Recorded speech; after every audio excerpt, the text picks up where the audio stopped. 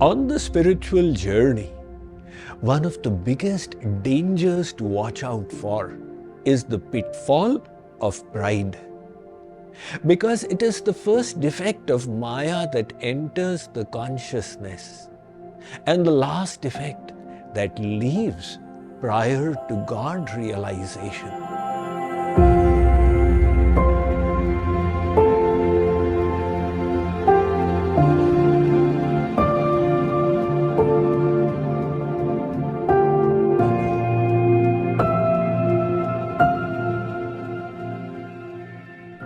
This pride is usually of two kinds, Deyabhiman and Kartitvabhiman. The pride of the body, possessions, power, prestige, and so on, and the pride of doership. Consider this second one.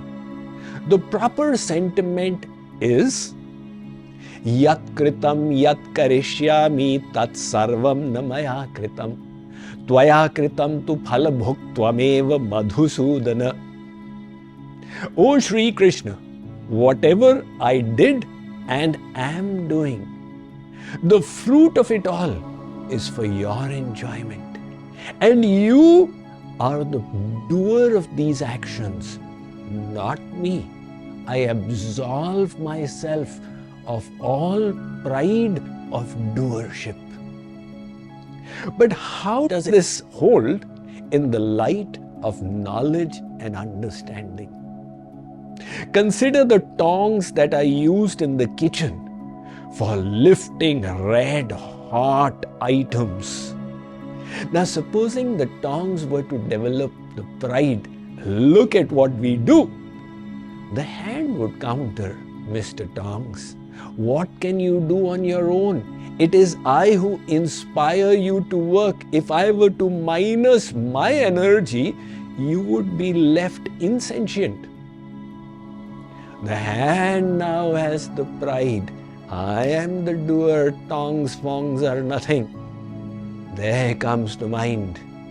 It says, Mr. Hand, when I am sleeping in deep sleep, are you able to do anything? No. It is my inspiration that enables and empowers you.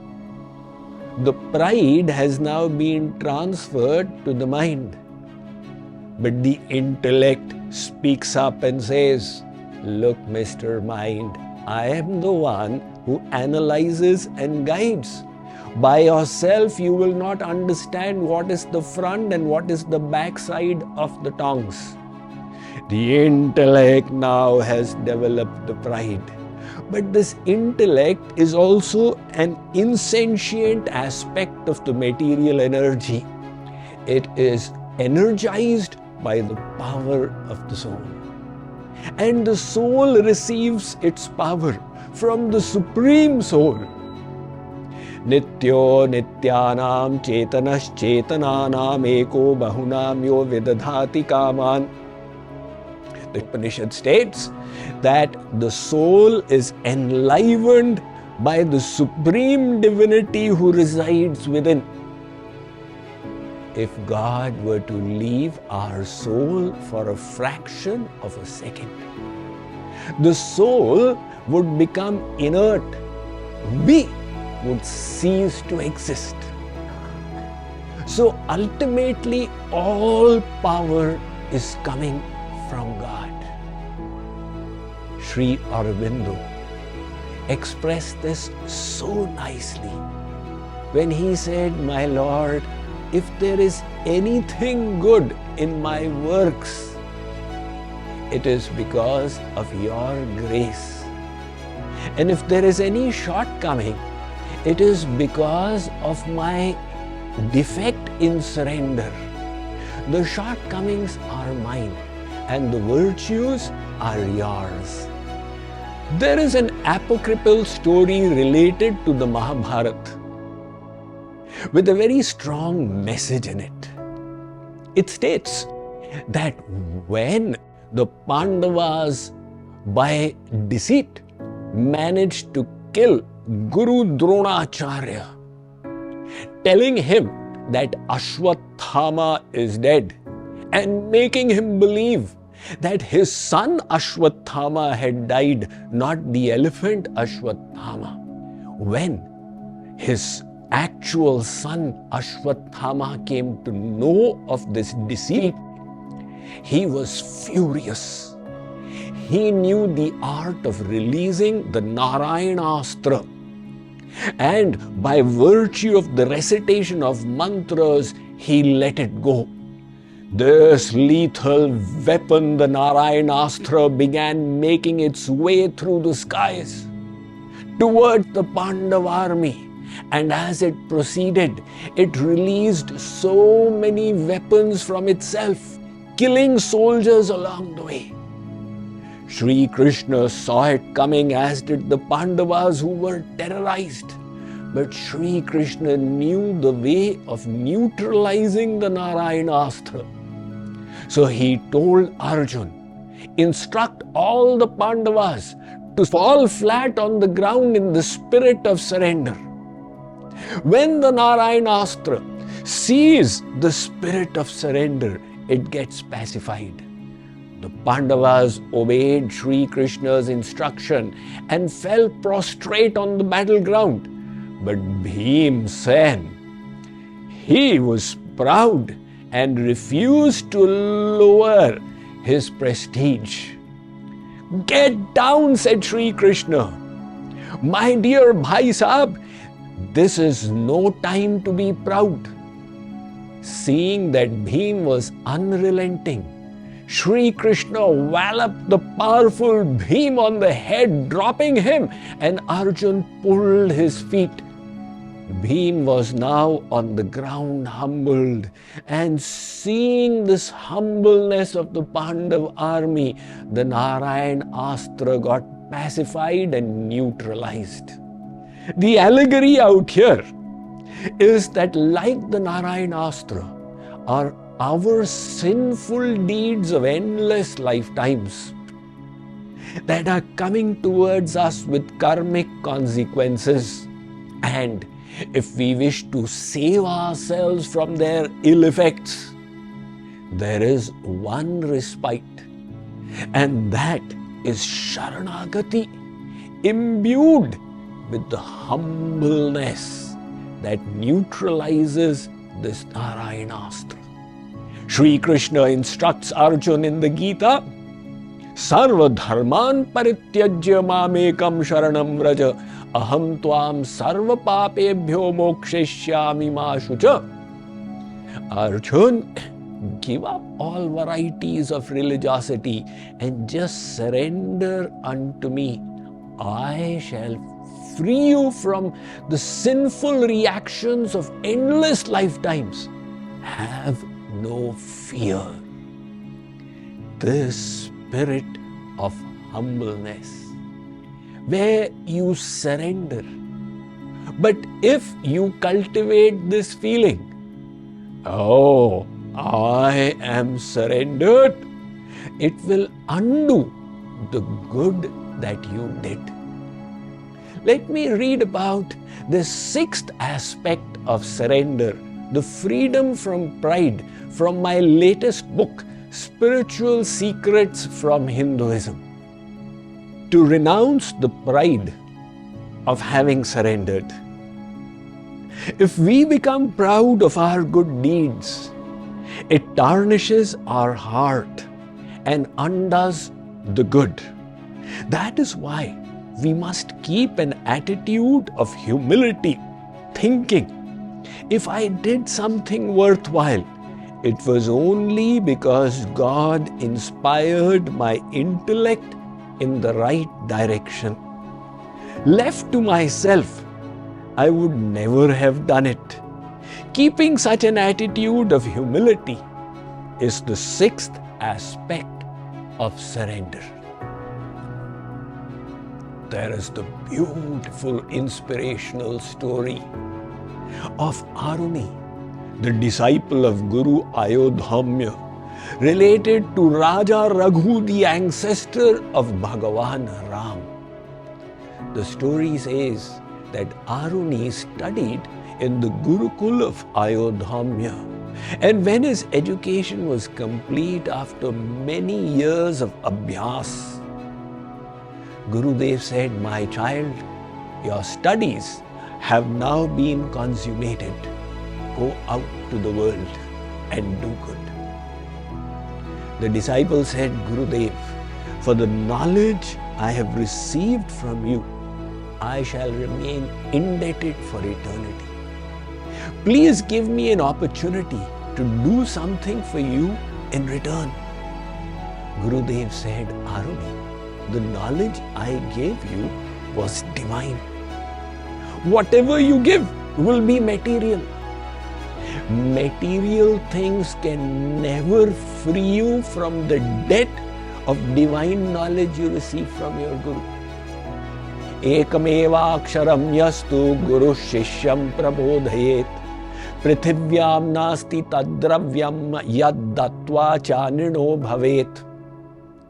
If the Guru enlightened you with one syllable of wisdom, that was divine. All the treasures of the world, when given in return, will not be able to discharge the debt. But Aruni insisted, "Gurudev, just a token gesture. Please give me a chance." Ayodhya detected a sense of vanity there and also got irritated and said, "All right then, beta, give me 14,000 Swarna mudras, gold coins." He pronounced his verdict. 14,000 gold coins. Aruni was not from a very prosperous background, but he was not one to lose heart. He said, "Gurudev, so it shall be. Give me a little time." The other students wondered how would Aruni arrange for it. But where there is a will, there is a way. He went to Raja Raghu.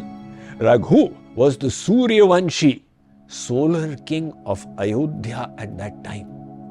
And Raghu is reputed in Indian history as one of the most charitable personalities. So the Raghu Vansh, written by Mahakavi Kalidas, states, "Sa Vishwajit Mahjahre Yagyam Sarvasva Dakshinam Adanam Hi Visargaya Satam Vari Muchamiva."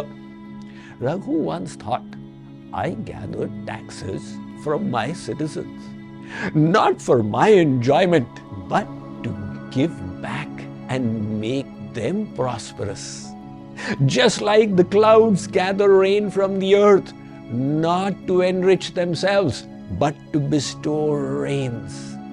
So he decided to perform the Vishwajit Yagya, the rule of which is you must give everything you have, not a penny must remain. Raghu performed this Yagya, and then, impoverished, he donned tattered clothes, took a mud vessel and went out for alms. He sat under a tree where some of his citizens were sitting and discussing the king's glories, not knowing that the king had come there incognito. They were saying, "Have you ever heard of anybody who is such a Mahadani like our Raja Raghu?" And the others were also showering accolades. Raghu could not tolerate his praise, and he said, "Hey, what are you all saying?" They said, "We are praising our king. There has never been anybody who has been more charitable than Raghu." Raghu said, "Khabardar, don't you dare. Your king has not given anything in charity." Now that annoyed them. They said, "Who are you to speak such mean words about our Raja?" Raghu said, "Go and ask him. When he came to this world, did he have anything with him? He came empty-handed, crying, as does every child. Then what was his that he gave? What do we have that we can be proud of, saying, 'Ah, ha, ha, ha, this is the seva I have done for God'?" Rather, our attitude should be, for what I have received, I have not done enough service. I am not yet a profitable servant for God. So that Raghu, who had donated everything, was now sitting in his palace when Aruni made his appearance. He saw the empty palace. Raghu said, Brahman Devta, what brings you here? How can I serve you? Aruni thought, what service will he do? He said, never mind, Rajan. No. You must have some reason why you came. Aruni said, I need to offer 14,000 gold coins to my guru as dakshina. Raghu said, never mind, you will get it. He gave a commitment to Aruni and said, come in a couple of days. The mantris said, where will you arrange? You have emptied the coffers. Raghu said, we will attack Kuber. Kuber, the celestial god of wealth. This Raghu was so powerful that he had engaged in battle with Indra. So he challenged, I'll attack Kuber. Narad ji now intervened. And he came to Kuber and said, do you know, that Raghu who conquered the celestial god Indra is going to attack you? Kuber said, what has been my mistake? No mistake. He needs gold coins to give to that Brahman child. So Kuber decided to preempt, and he did a shower of gold coins. The mantris now came to Raghu and said, Maharaj, chamatkar ho gaya. Your treasure chest is full. Raghu called Aruni and gave the wealth. But the message out here is the freedom of pride in Raghu. Despite doing everything, he felt he is not the doer. This is the sixth point of surrender. God says, fill your consciousness, practice these sentiments and attitudes. You shall then be in a state of surrender. So, let us now continue this discussion further and ponder, what is it that we need to offer to God?